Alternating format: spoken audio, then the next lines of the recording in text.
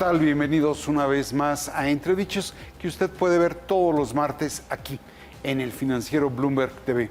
Y hoy tenemos por invitada a una mujer con larga trayectoria académica y diría también con larga trayectoria en el activismo en organismos no gubernamentales. Se trata de Lisa Sánchez, licenciada en Relaciones Internacionales, maestra en Ciencia Política y maestra también en Gestión y Gobernanza Pública.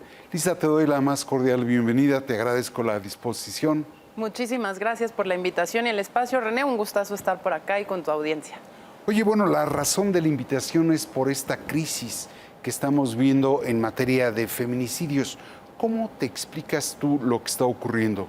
Ahora creo que son más visibles la visión de las agresiones contra las mujeres, pero pareciera ser que esta violencia de género se incrementa. ¿Cómo te lo explicas? Fíjate que efectivamente lo que estamos viendo es una crisis de inseguridad, violencia y agresión contra las mujeres que tiene, pues digamos, varias explicaciones. Una de ellas es que el feminicidio en los últimos tiempos se vuelve mucho más visible porque se acompaña también de una tendencia anterior, que es el incremento del homicidio doloso de mujeres. Digamos, las mujeres siempre han sufrido una violencia tradicional que estaba de alguna manera contenida en el espacio privado, en la casa. Sus agresores casi siempre han sido miembros de la familia, conocidos, parejas, digamos, parte del núcleo social de las mujeres.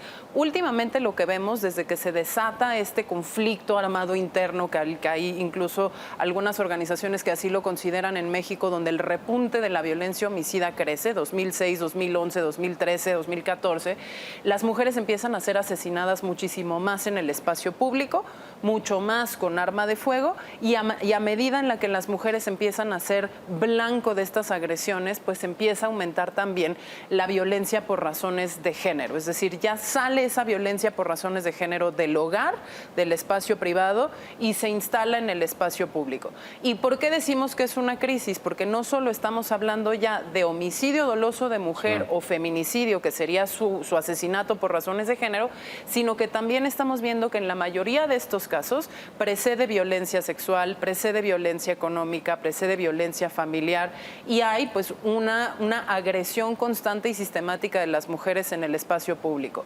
Así nos lo dicen los datos de las encuestas de percepción de inseguridad, por ejemplo, del INEGI, donde nos dicen que las mujeres nos sentimos casi 10 puntos más inseguras que el promedio de lo que se sienten los hombres, y que el lugar en donde nos sentimos más vulnerables es justamente la calle, el transporte público, ¿no? Y algunos otros espacios que frecuentamos, igual que los hombres, pero donde nos agreden más. Es decir, no es que se haya desplazado la violencia intrafamiliar a la calle o a la sociedad, sino que se expande. Exacto. No se corre, se expande. Exactamente, porque la violencia en el hogar permanece, pero ahora la violencia en el espacio público se suma, y se suma por razones de género en el medio de un contexto, digamos, generalizado de violencia, donde pues los hombres también están siendo asesinados con muchísima frecuencia, pero nunca habíamos visto en México tantas víctimas mujeres de homicidio doloso y de feminicidio que se investiguen así como tal, pues digamos en las últimas 2 décadas. Tenemos algunos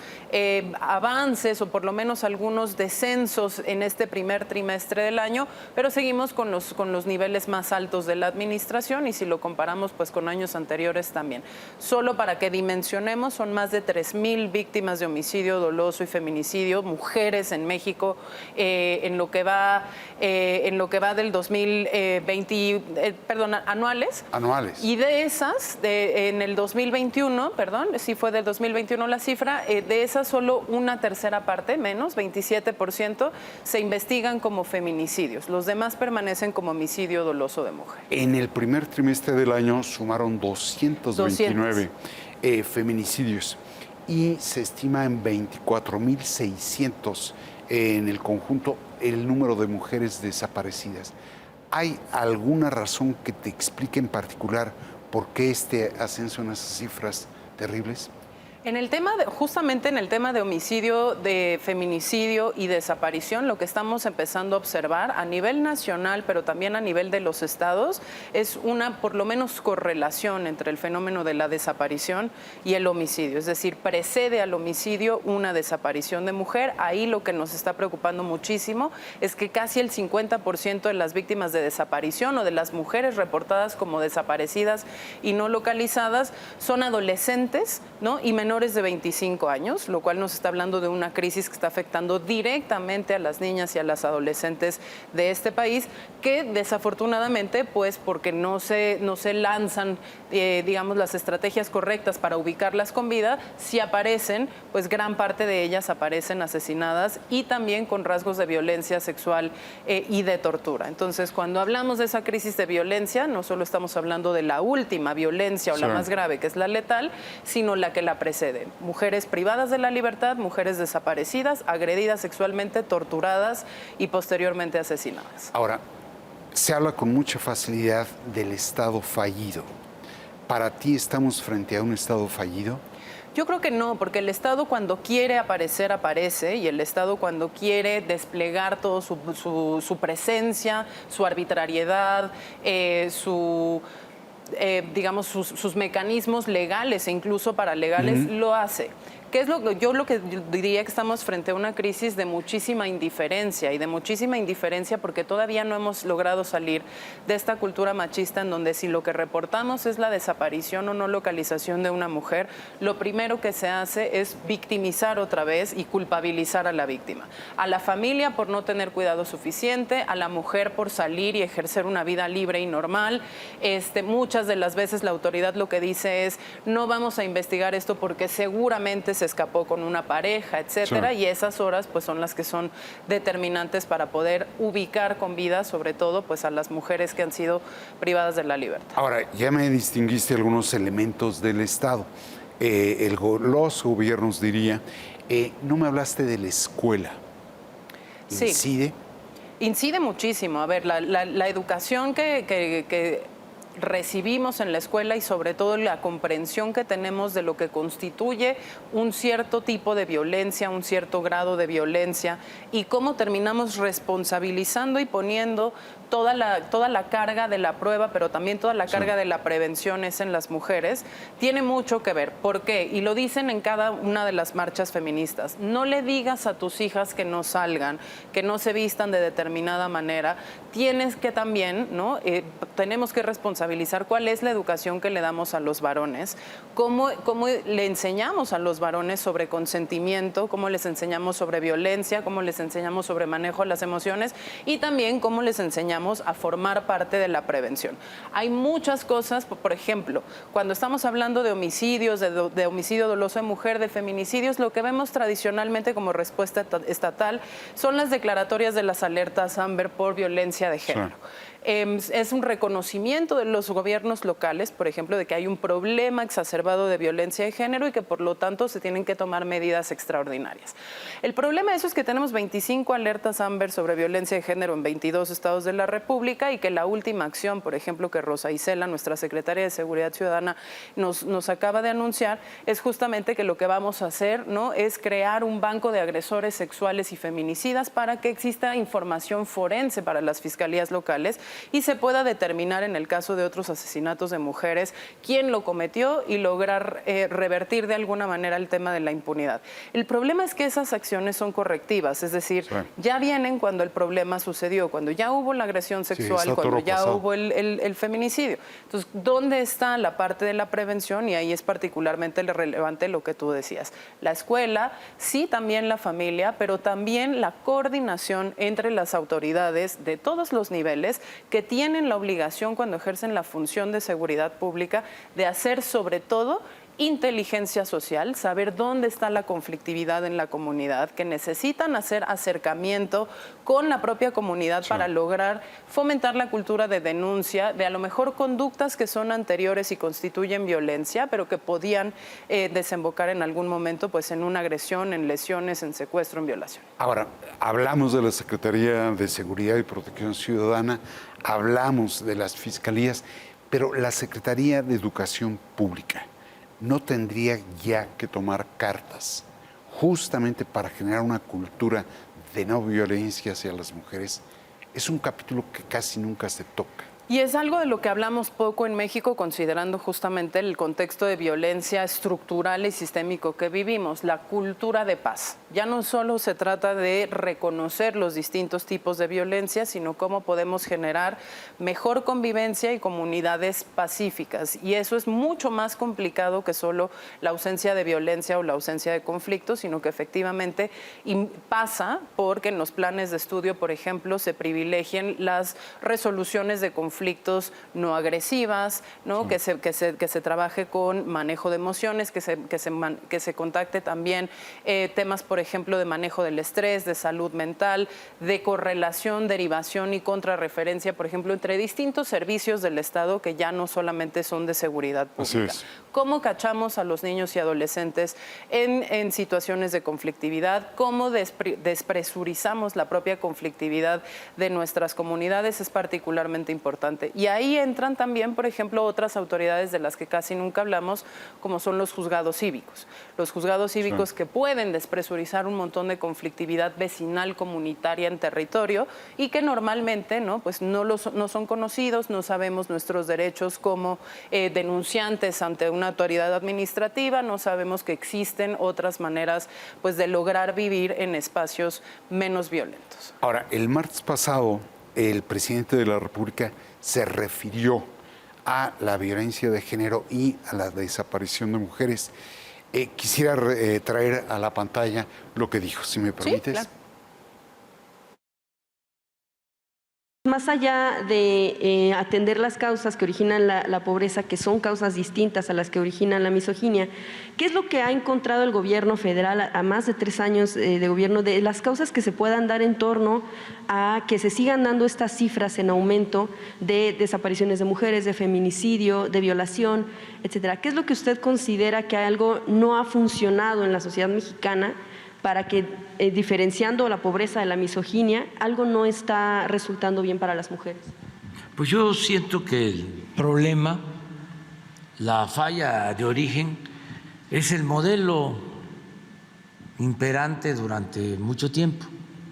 Creo que se dejaron de promover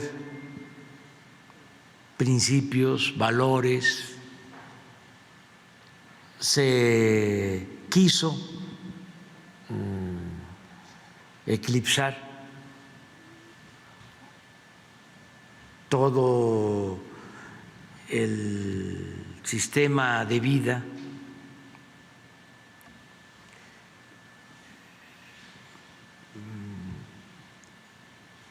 inspirado en nuestras culturas, en nuestras grandes civilizaciones, por un sistema materialista, individualista, egoísta. Pues ahí está. ¿Qué piensas de esta postura del presidente? ¿Ves una visión de Estado como estábamos hablando? ¿Qué te parece esta respuesta? Creo que la respuesta del presidente deja mucho que desear porque finalmente si uno la sistematiza contra muchas otras declaraciones que en materia sobre todo de violencia, de prevención de la delincuencia, de la criminalidad, de la violencia en género ha hecho, pues lo que nos damos cuenta es que otra vez es una visión en la que la responsabilidad de la prevención y sobre todo la responsabilidad de que no ocurran estos actos de violencia extrema contra las mujeres no es del Estado, sino es de la ciudadanía a través de lo que él conoce como el núcleo familiar, ¿no? O sea, la primera responsabilidad y el primer núcleo de contención. Y esto no es decir o no es negar que hay en la familia un rol importante para el tema justo que hablábamos de prevención, de manejo no violento del conflicto, etcétera, etcétera, sino porque nuevamente le vuelve a poner la carga mayoritaria de esa violencia ejercida contra nosotras a las mujeres.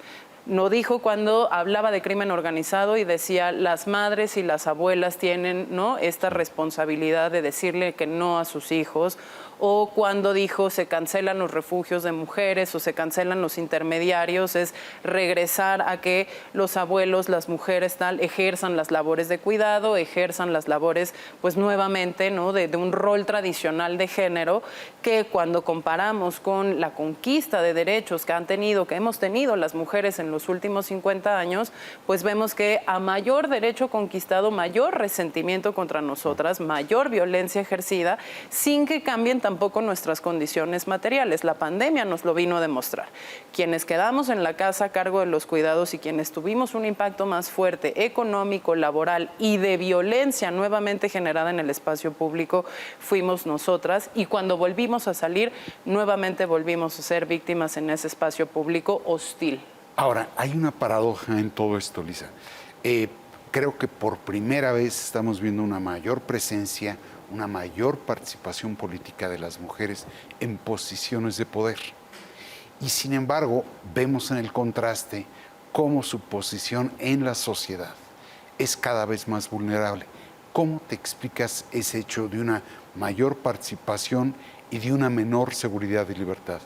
Pues porque yo creo que en el fondo lo que no hemos logrado, digamos, estas conquistas, pese a que son particularmente importantes, y por ejemplo yo soy una de las muestras de que ¿no? Las mujeres podemos ocupar ese espacio público y lo podemos hacer bien en un sector como el de seguridad, que era mayoritariamente masculino, ¿no? Lo que no ha terminado de cambiar es el comportamiento machista y patriarcal de las instituciones. Te pongo un ejemplo. Nosotros hacemos mucho monitoreo de las agencias del Ministerio Público, particularmente de aquellas fiscalías especializadas en la atención de los delitos sexuales. Y lo que seguimos viendo ahí es que no importa si las y los funcionarios son hombres o mujeres, los mismos protocolos, las mismas formas de actuar siguen haciendo una lectura misógina, machista, culpabilizante de los hechos, que entonces antes de poderle asegurar a las mujeres que van a ser tratadas en condiciones de igualdad, las vuelven a revictimizar y las vuelven a someter. Entonces hay una parte que es una ocupación de ese espacio público y un trato mayoritariamente igualitario, sobre todo en política. Tenemos esta legislatura de la paridad, el primer gabinete con muchas mujeres en posiciones de poder, incluida Olga Sánchez Cordero, que fue secretaria de Gobernación, pero el funcionamiento institucional sigue siendo igual y sigue siendo reivindicado por el discurso oficial, pues desafortunadamente también desde las mañaneras del presidente con declaraciones así, ¿no? Ese responsabilizarnos a nosotros otra vez en nuestro rol de madres, de abuelas y de dadoras de cuidados, vuelve a ser pues lo que nos encierra en un espacio privado, que cuando ocupamos el público, esa ocupación de lo público se ve como una amenaza hacia el orden tradicional de las cosas, que sería mayoritariamente masculino, y hay una reacción de rechazo y de hostilidad en contra de eso, que como a manera de volvernos a regresar a donde estábamos antes, que se traduce en violencia. Muy bien. Si te parece, déjame hacer una pausa y continuamos.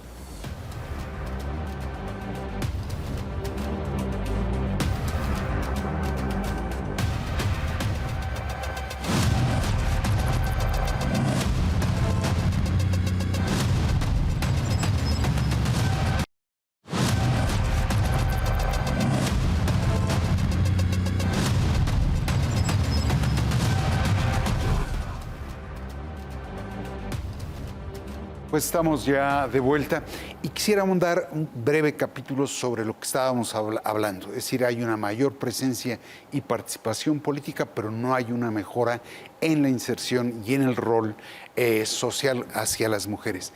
Es que hay un divorcio entre las mujeres que ocupan posiciones de poder, sea en el poder ejecutivo o en el legislativo, que se divorcian de la causa de las mujeres. ¿Cómo lo explicas? Mira, sin duda alguna, el hecho de que haya mujeres en posición de poder no significa que esas mujeres ejerzan un liderazgo feminista. Pero eso hay que decirlo, y hay muchísimos ejemplos. Por ejemplo, la represión de la marcha de las mujeres en uno de los municipios en Irapuato, en Guanajuato, por ejemplo, este fin de semana es una muestra de eso. Es una presidenta municipal que frente a una protesta feminista usa el mismo aparato represor que hubiese utilizado un hombre. Eso por una parte.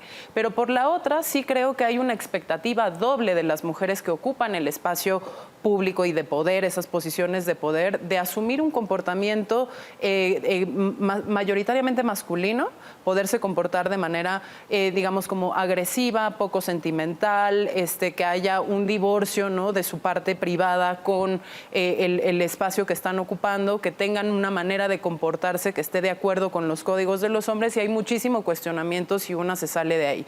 Entonces, si una utiliza cierto tipo de ropa, si una se muestra más femenina o más familiar, si una se muestra de alguna manera con estas características del sexo débil, ¿no?, emocional, tal, eso se sanciona versus se premia un comportamiento muchísimo más adecuado a los estándares masculinos. Pero por la otra parte, pues el hecho de que ocupen estos espacios tampoco nunca ha significado que las mujeres siguen siendo la doble jornada, ¿no? O sea, sigue habiendo esta expectativa de que aunque estés en donde estés, la responsabilidad primaria, la carga mental de llevar una casa, de llevar una familia, de llevar las finanzas del hogar, de hacerse cargo de las personas de la tercera edad o de tener otras actividades en la esfera de lo privado que se esperan de las mujeres, pues se mantenga independientemente del rol que están desempeñando afuera. Entonces yo te diría, son esas tres cosas.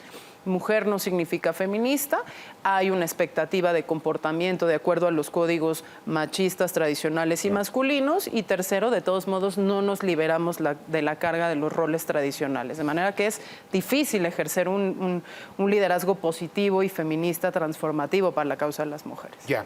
Ahora, en contraste a esta falta de empatía presidencial, hay una contradicción. Yo veo gente comprometida en el gobierno, particularmente al subsecretario en materia de derechos humanos, Alejandro Encinas, y de la titular de la Comisión Nacional de Búsqueda de Personas Desaparecidas, Carla Quintana, que de pronto pareciera ser una contradicción entre la postura presidencial y la postura gubernamental. Quisiera rescatar algo que dijo Carla Quintana el pasado miércoles, si te parece. Nuestro día a día seguimos encontrando mujeres jóvenes sin vida, todos los días.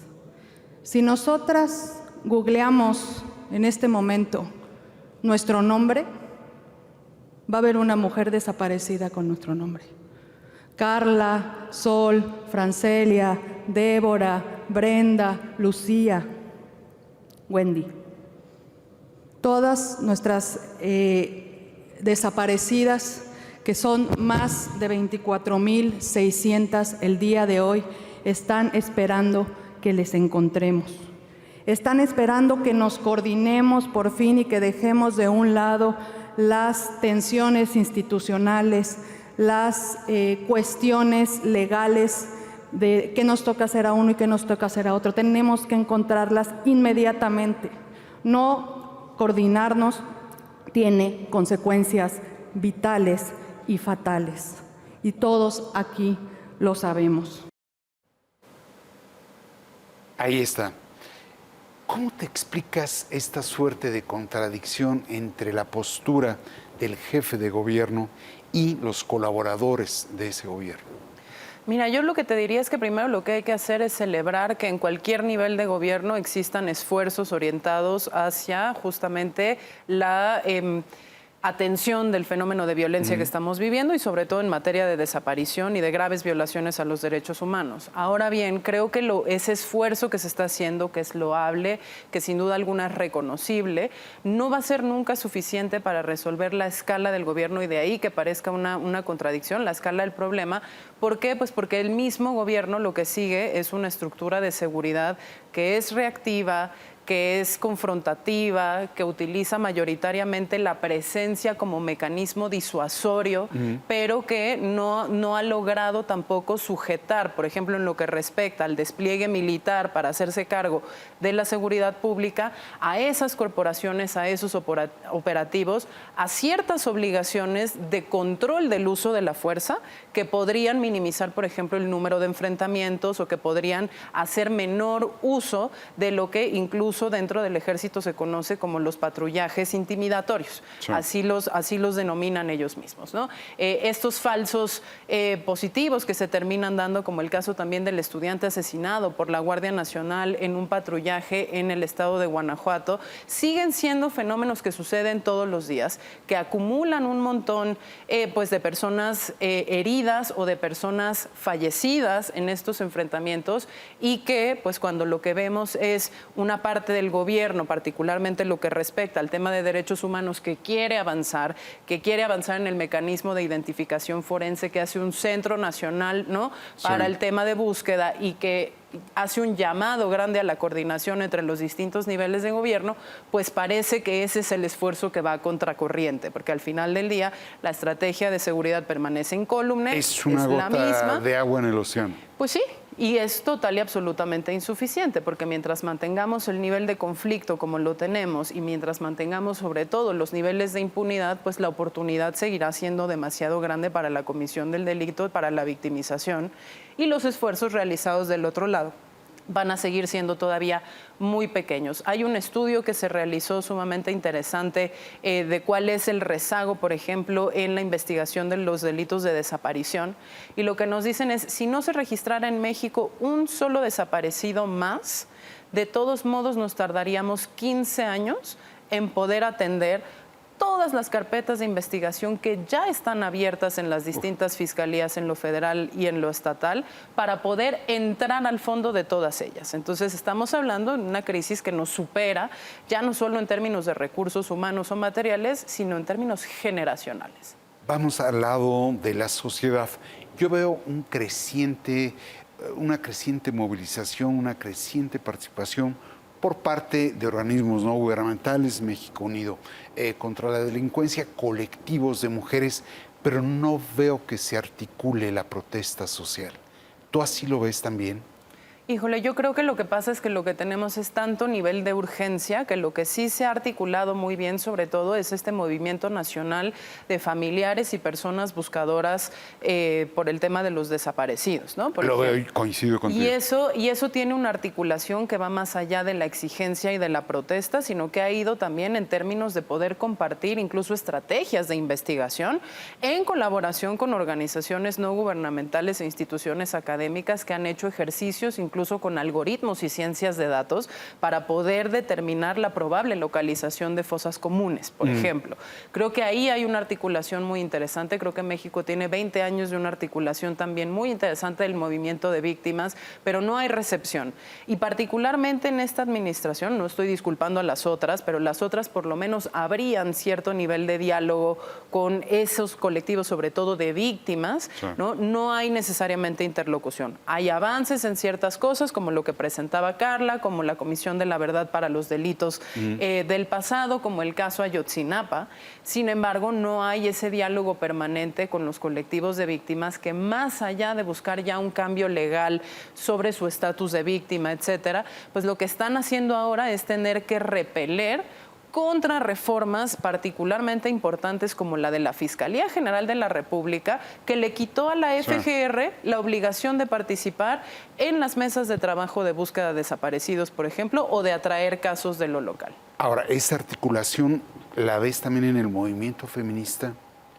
El movimiento feminista es, yo creo que bastante más poderoso en términos de la legitimidad de su reivindicación y su capacidad organizativa para tomar la calle, algo que parecería que a esta administración le genera mucho conflicto, porque digamos Andrés Manuel López Obrador es un gran líder social que durante toda su carrera lo que ha hecho pues es alarde de esa capacidad movilizatoria que tiene y de ocupar la calle y el territorio. Las feministas lo logran y por eso hay como una incapacidad de comprender que ellas también son un movimiento legítimo, y ha habido también el esfuerzo desde la conferencia mañanera de deslegitimarlo, diciendo que esas mujeres son en realidad títeres de otros intereses, Sí. digamos, como más oscuros. ¿Qué es lo que pasa un poco con el movimiento feminista? Pues es que el movimiento feminista al final del día, como toca todas las áreas de gobierno, lo económico, lo social, lo familiar, la justicia, la estrategia de seguridad. Acaba de haber un encuentro feminista antimilitarista, por ejemplo, hace unos días, pues termina de alguna manera tocando tantos puntos que parecería que no hay esa coordinación. Y ahora lo otro que es importante es esa coordinación no necesariamente está orientada a la toma del poder o al ejercicio y a la ejecución de las soluciones. Muchas veces gran parte de su trabajo y de su valor es que logra simple y sencillamente ponernos a ti y a mí a discutir estas cosas para que la sociedad tome conciencia de lo que está pasando. ¿Qué exigirías a las autoridades? Híjole, yo sí, la primera de las exigencias es necesitamos terminar con la oportunidad. Y la oportunidad es que en México cometer un delito y sobre todo hacer uso de la violencia extrema como la violencia homicida es prácticamente gratis. Lo que estamos viendo es que en el caso de homicidio doloso de mujer y feminicidio hay por lo menos 92% de impunidad. Si no resolvemos, si no atendemos los casos, si no revertimos que las fiscalías abren carpetas de investigación pero nunca investigan, Sí. y no sancionamos efectivamente el homicidio, no con más años de cárcel, no con prisión preventiva oficiosa, sino con investigaciones diligentes que hagan justicia para las personas que ya fueron víctimas y empiecen a garantizar el ejercicio de la no repetición, no vamos a terminar con esta crisis que estamos viendo y yo me temo que se va a expandir hacia otras áreas de la vida. Ya tocaste un asunto curioso. Frecuentemente se piensa que la solución es radicalizar la pena en el código, pero el corazón del problema para ti sigue siendo la impunidad. Completamente, porque además cada vez que tenemos una crisis hay un movimiento legislativo que aumenta las penas. Ahora lo vimos hace unos días, aumentaron las penas Sí. para la tentativa, ¿no? El feminicidio en grado de tentativa, cuando ni siquiera se ha materializado. Y eso no tiene ningún impacto realmente en la comisión del delito, porque así fuera solo 1 año o 2 años de prisión, o así fuera una multa millonaria. Si esa sí se ejerciera y si esa sí se aplicara, quizá tendría más poder disuasorio que decir prisión preventiva sin juicio o 40 años de cárcel, incluso para el grado de tentativa, no necesariamente el feminicidio comprobado. ¿Qué llamado harías a los organismos de la sociedad civil, a los colectivos de mujeres, para encarar la crisis frente a la cual estamos? Yo diría que lo que tenemos que hacer todos es levantar la voz, es decir, cada uno de nosotros, hay muchísimas organizaciones que lo que tienen es un pedazo de la historia investigado, una buena práctica documentada, un caso de algún tipo de acción promisoria que pudiese replicarse en otros lugares y lo que tenemos que hacer es socializarlo. Pero además de socializarlo, creo que sí que tenemos que mantener la exigencia viva. No puede ser que nuestras fiscalías nos den explicaciones inverosímiles sobre lo que le sucede a casos como por ejemplo el de Devani, o no puede ser que ellas mismas se justifiquen diciendo que son fallas humanas masivas. O que saquen comunicados, por ejemplo, nuestras corporaciones de seguridad diciendo, sí asesinamos al estudiante, pero ya lo vamos a resolver nosotros, y que en realidad haya un seguimiento y tampoco un deslinde de responsabilidades con cadenas de mando hacia atrás. Creo que tenemos que compartir la información que tenemos, subir el tono de la demanda por seguridad, por justicia, y definitivamente pues también sentarnos a trabajar de la mano de las autoridades y de la comunidad para que lo que esté dentro de nuestras posibilidades pues se pueda hacer. Nosotros, ¿qué estamos haciendo y qué le ofrecemos a la gente? Eso, conozcamos los juzgados cívicos, despresuricemos el conflicto en nuestras comunidades a través del sistema administrativo, estamos monitoreando las agencias del Ministerio Público, estamos trabajando el tema de militarización, estamos trabajando el tema de control de armas y estamos dando un seguimiento permanente al tema de incidencia delictiva, pues también para poder trabajar con los gobiernos locales e identificar dónde están los puntos álgidos de conflicto y violencia en México. No es suficiente, pero quizás pues si todos pusiéramos un poquito más de nuestra parte, podríamos vivir eso en un México más seguro, más justo y en paz. Para concluir la entrevista, ¿qué le dirías a los hombres? Ahí está tu cámara. A los hombres, pues lo que les decimos es, nosotras somos seres humanos exactamente igual que ustedes, tenemos exactamente los mismos derechos, muchas veces tenemos más responsabilidad, involúcrense en su vida familiar, involúcrense en su vida comunitaria, no es posible que nosotras sigamos siendo agredidas de esa manera, no somos objetos y sobre todo no somos seres desechables. En este país, en este momento, ¿no? Importa la vida de las mujeres por la vida de las mujeres, independientemente, porque además eso se escucha siempre en el debate público, de que sean sus hermanas, sus madres, sus hijas, sus familiares o sus colegas. La vida de las mujeres se tiene que respetar, cometer violencia en contra de nosotras es un delito, pero yo diría además que es una de las crisis más graves que enfrenta nuestro país, y no es que la más grave. Somos más del 50% de la población y no estamos seguras en ningún lugar. Pues te agradezco mucho la disposición. Muchas gracias a ti. Ahí tiene usted el parecer de Elisa Sánchez, directora general de México Unido contra la Delincuencia. Como le agradezco a ella, le agradezco a usted el hecho de acompañarnos aquí en Entre Dichos. Muchas gracias.